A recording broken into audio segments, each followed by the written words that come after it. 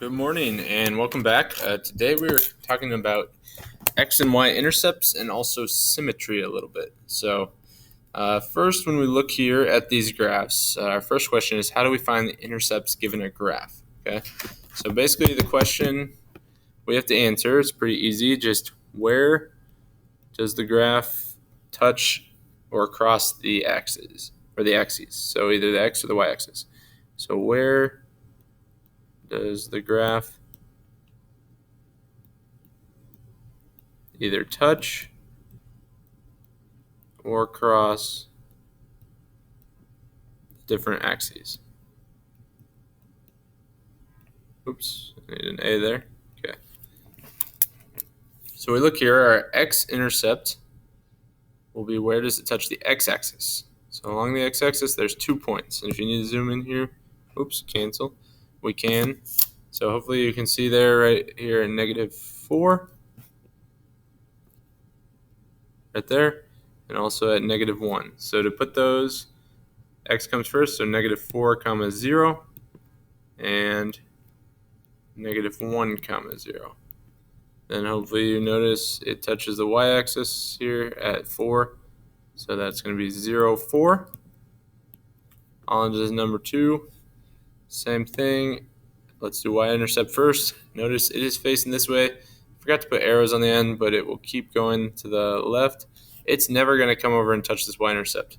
So we say no y-intercept.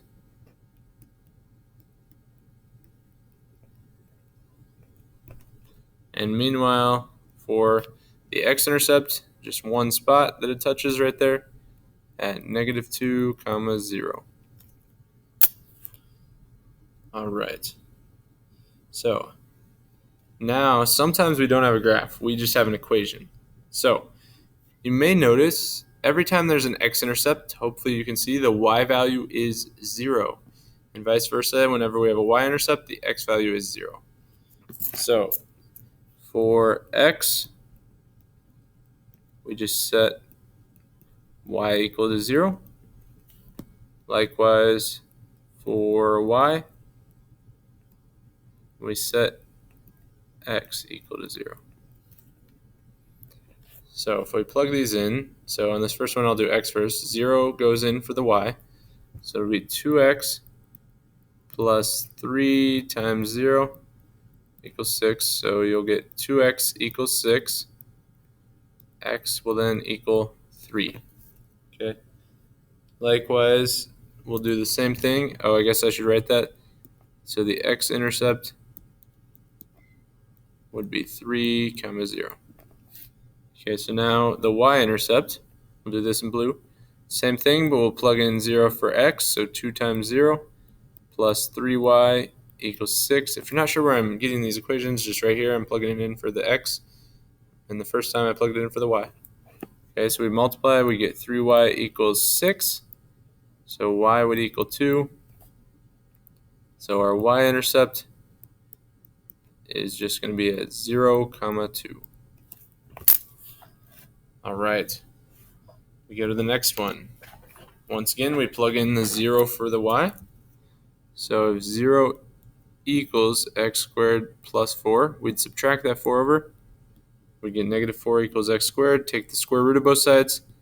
X will equal, since it was the square root of a negative, plus or minus 2i. Now 2i, it's not going to be on there. If you want to see a picture of this quick, let me go to Desmos.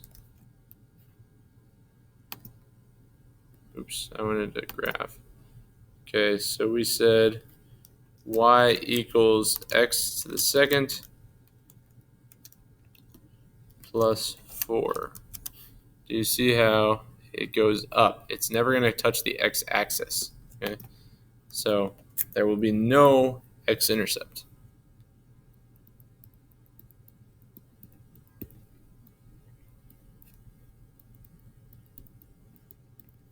Meanwhile, for the y, we go over here, we'll put a y in for x, so y will equal 0 squared plus 4. 0 squared is 0, so y will equal 4. So our y-intercept will occur at 0, 4. All right. Now we go to the next one. Final one, same thing. So we plug in the 0 for the y, so x squared minus 0 equals 25. X squared equals 25. Now be careful, this isn't the same. If we take the square root of 25, we will get plus or minus 5. Since it's not negative, that's fine. So our x-intercept, 2 answers. We're going to have 5, 0, and negative 5, 0.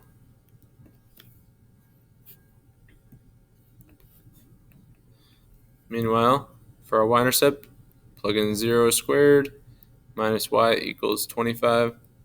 So we'll get minus y equals 25. We'll divide by the negative 1. Y will equal negative 25. Okay, and then all we got to do is write it out.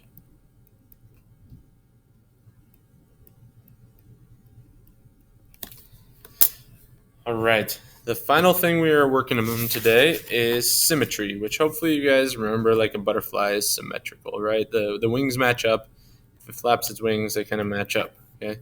So symmetry, it would match up if we fold it on that line, or sometimes like in origin symmetry, it's symmetrical around the middle point.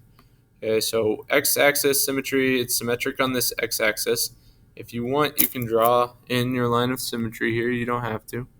If we would fold it on that line, it would match up.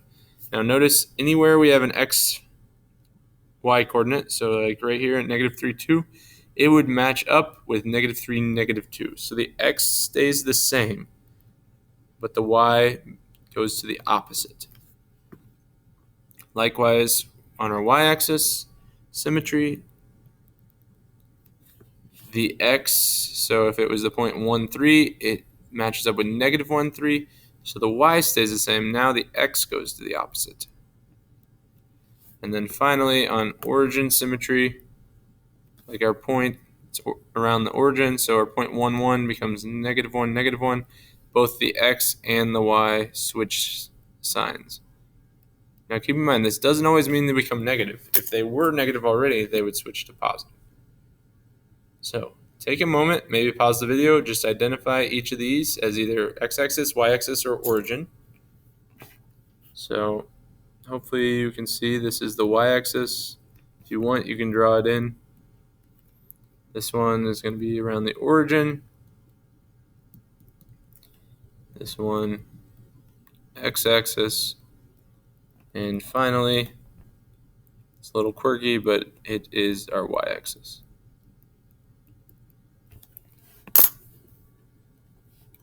All right, almost done with the notes. Let's take a look here. Now we want to draw to complete these graphs. So once again, if I were you, maybe pause it, see if you can figure this out on your own. But our x-axis right here, so each of these will flip down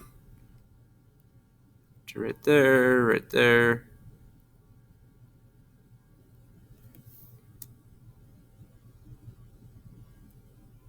And that is symmetric. Okay. With the y-axis, it's going to go the other way.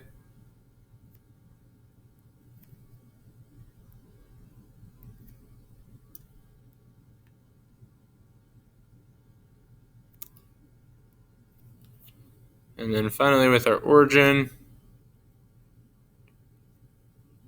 both signs change.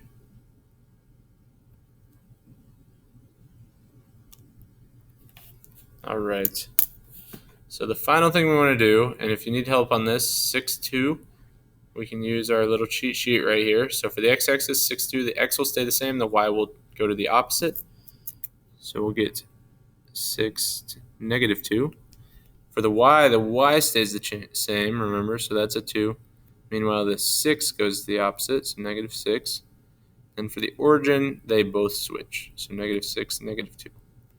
So once again, on this last one, the x-axis, the x will stay the same, the y will switch. Now for the y-axis, the y will stay the same, the x will switch. And finally, on the last one, they both switch for the origin. All right, that's all I got for you today, although I do need you to go into It's Learning, go to Resources, go to today's date, so the 20th, and there's a folder that explains there's a small Desmos activity you need to do. Sign in, make sure you join the correct period. There's a code there for you. Go to Desmos and sign in with that code and get started. If you have any questions, please email me or let me know. I'd be happy to help you. Hope you have a great weekend, and I'll talk to you later.